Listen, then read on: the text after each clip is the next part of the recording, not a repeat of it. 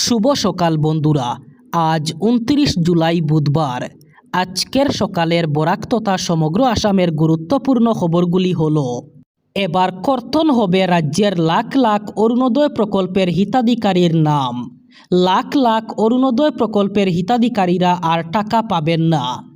এবার যোগ্য হিতাধিকারীদেরই শুধু অরুণোদয় প্রকল্পের টাকা দেওয়া হবে। বুয়া অরুণোদয় প্রকল্পের হিতাধিকারীদের নিয়ে এবার বিধানসভায় কঠোর হলেন মন্ত্রী জয়ন্ত মল্ল বড়ুয়া। তিনি জানান, এবার অরুণোদয় প্রকল্প থেকে ভুয়ো হিতাধিকারীদের নাম কর্তন করা হবে। তারা আর টাকা পাবেন না। আর এর কারণ হচ্ছে যাতে যোগ্য হিতাধিকারীদের ভালোভাবে এই প্রকল্পের সুবিধা পৌঁছে দেওয়া যায়। এদিকে উজান অসমে বন্যা পরিস্থিতির জন্য বিধানসভার অধ্যক্ষ, উপাধ্যক্ষ এবং প্রতিজন বিধায়ক 1 মাসের তাদের বেতন দান করবেন। উজান অসমে বন্যা পরিস্থিতিতে জনগণের সহায়তা করতে বিধানসভার অধ্যক্ষ, উপাধ্যক্ষ এবং প্রতিজন বিধায়ক তাদের 1 মাসের বেতন ওই সাহায্যে দান করবেন। আর মাত্র কয়েকটি দিন, এরপরেই শুরু হবে নতুন আগস্ট মাস। আর আগস্ট মাসেই বদলে যাবে রান্নার গ্যাসের একাধিক নিয়ম। প্রথমতই দাম বাড়তে পারে আগস্ট মাসে। প্রতি মাসের প্রথম দিন রান্নার গ্যাসের দাম পরিবর্তন করা হয়। সেই ক্ষেত্রে আগামী 1 আগস্ট রান্নার গ্যাসের দাম বাড়তে পারে। তবে এই দাম অপরিবর্তিত রাখতে পারে তেল বিপণন কোম্পানিগুলি। দ্বিতীয়ত, প্রধানমন্ত্রী উজ্জ্বলা যোজনার সুবিধা নিতে এবার ই-কেওয়াইসি করাতে হবে। পেট্রোলিয়াম মন্ত্রকের নতুন নির্দেশিকা অনুযায়ী এখনও পর্যন্ত যারা ই-কেওয়াইসি করেননি তাদের দ্রুত এলপিজির ই-কেওয়াইসি করতে বলা হয়েছে। তৃতীয়ত, সাবসিডি 4টি সিলিন্ডার পর্যন্তই থাকবে। আগস্টে ও বছরে 4টি সিলিন্ডার পর্যন্ত সাবসিডি পাওয়ার যোগ্য থাকবেন গ্রাহকরা। এর আগে বছরে এই সিলিন্ডার সাবসিডির পরিমাণ ছিল 9টি। প্রধানমন্ত্রী উজ্জ্বলা যোজনার গ্রাহকরা সুবিধা অনুযায়ী প্রথম 4টি সিলিন্ডারে 300 টাকা করে ভর্তুকি পাবেন। বছরে এই ভর্তুকির পরিমাণ 1200 টাকা। চতুর্থ, এলপিজি পিএনজি সুইচ অপশন।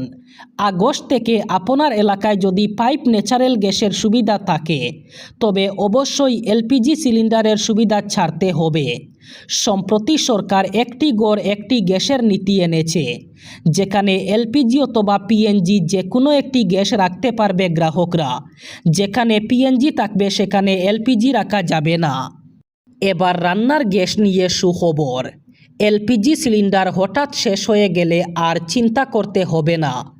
গ্রাহকদের সুবিধার জন্য সরকারি তেল বিপণন সংস্থা ইন্ডিয়ান অয়েল ইন্ডেইন এক্সট্রা লাইট নাও নামের একটি নতুন এক্সপ্রেস ডেলিভারি সেবা শুরু করেছে। এই সেবার অধীনে মাত্র 4 ঘন্টার মধ্যে আপনার ঘরে পৌঁছাবে গ্যাস সিলিন্ডার। বর্তমানে এই সেবা পুনে, গুরুগ্রাম, ইন্দোর এবং কোয়েম্বাটুরে শুরু করা হয়েছে। ধীরে ধীরে সারা দেশে এই পরিষেবা শুরু হয়ে যাবে।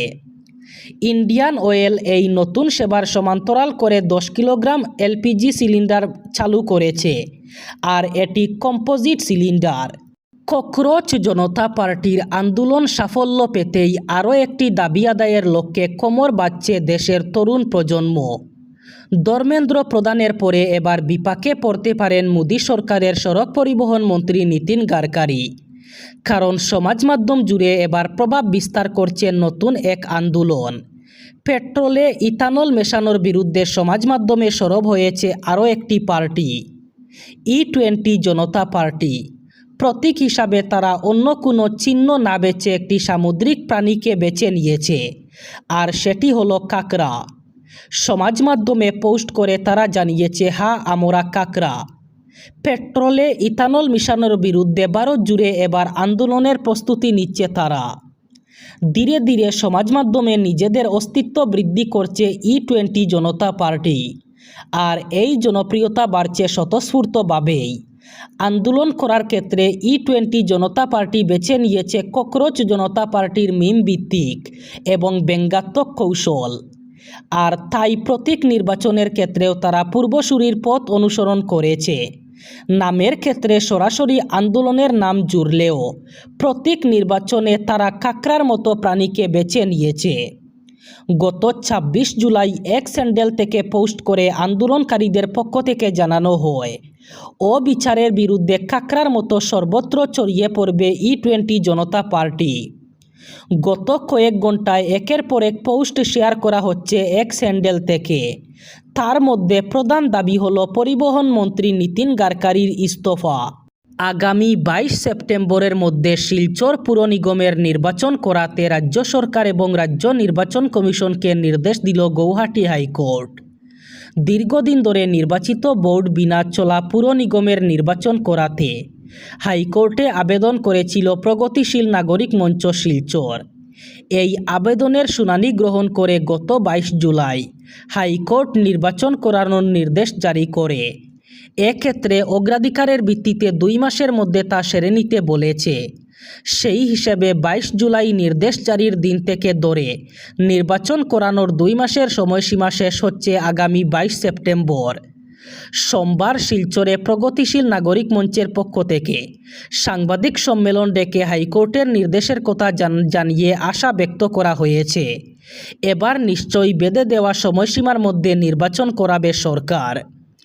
সাংবাদিক সম্মেলনে বক্তব্য রাখতে গিয়ে মঞ্চের সভাপতি আইনজীবী ধ্রুব কুমার সাহা বলেন, 22 জুলাইয়ের শুনানির নিষ্পত্তি করে হাইকোর্ট এই নির্দেশ জারি করেছে।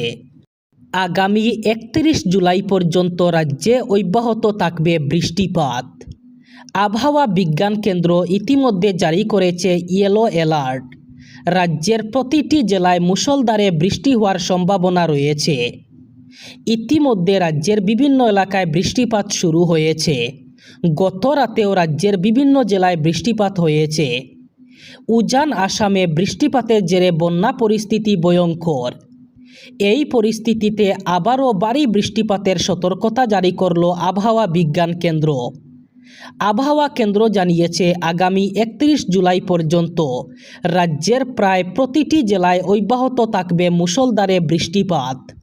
সেই সাথে বরাক উপত্যকার 3 জেলা কাছাড়, শ্রীভূমি এবং হাইলাকান্দিতেও বৃষ্টিপাত হওয়ার সম্ভাবনা রয়েছে। নিটের প্রশ্নপত্র ফাঁস বিরোধী আন্দোলন এবং শিক্ষাক্ষেত্রে দুর্নীতির প্রতিবাদে উত্তাল হয়েছিল রাজধানী। সেই আন্দোলন বর্তমানে থামলেও সমাজ মাধ্যমে প্রধানমন্ত্রী নরেন্দ্র মোদীকে নিশানা করে কুরুচিকর পোস্ট অথবা শালীনতার মাত্রা ছড়ানোর মন্তব্যের বিরুদ্ধে এবার কঠোর পদক্ষেপ শুরু করল দিল্লি পুলিশ।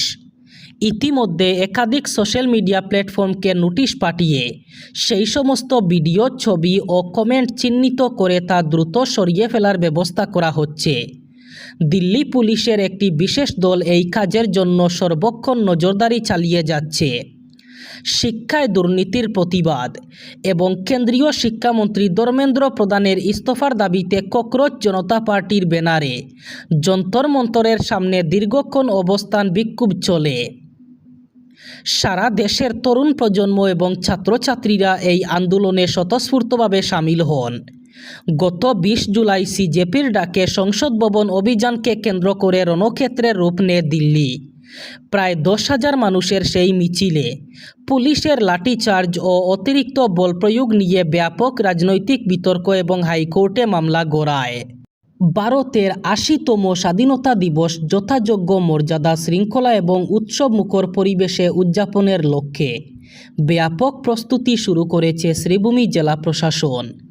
জেলায়ুক্ত কার্যালয়ের সম্মেলন কক্ষে জেলায়ুক্ত প্রদীপ কুমার দ্বিবেদীর সভাপতিত্বে অনুষ্ঠিত জেলা স্তরের প্রস্তুতি সভায় স্বাধীনতা দিবসের সার্বিক আয়োজন নিয়ে বিস্তারিত পর্যালোচনা করা হয়।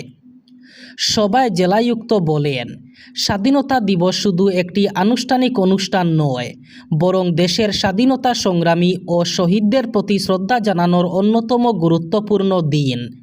তাই প্রতিটি কর্মসূচি সুষ্ঠু, নিরাপদ ও মর্যাদাপূর্ণভাবে সম্পন্ন করতে সব দপ্তরের মধ্যে সমন্বয় বজায় রেখে কাজ করার নির্দেশ দেন তিনি। এবার বরাক উপত্যকার 3 জেলার আজকের আবহাওয়ার খবর। আজ 29 জুলাই বুধবার বরাক উপত্যকার 3 জেলায় গরমের সাথে সাথে হালকা বৃষ্টির সম্ভাবনা। আজ শিলচর, কাছাড়ে সর্বোচ্চ তাপমাত্রা থাকবে 32 ডিগ্রি সেলসিয়াস এবং সর্বনিম্ন তাপমাত্রা থাকবে 26 ডিগ্রি সেলসিয়াস। শ্রীভূমি, করিমগঞ্জে আজ সর্বোচ্চ তাপমাত্রা থাকবে 32 ডিগ্রি সেলসিয়াস এবং সর্বনিম্ন তাপমাত্রা থাকবে 26 ডিগ্রি সেলসিয়াস। একইভাবে হাইলাকান্দি জেলায়ও আজ সর্বোচ্চ তাপমাত্রা থাকবে 32 ডিগ্রি সেলসিয়াস এবং সর্বনিম্ন তাপমাত্রা থাকবে 26 ডিগ্রি সেলসিয়াস। এই ছিল আজকের সকালের গুরুত্বপূর্ণ খবরগুলি। ভিডিওটি অবশ্যই লাইক করবেন এবং চ্যানেলটি সাবস্ক্রাইব করবেন।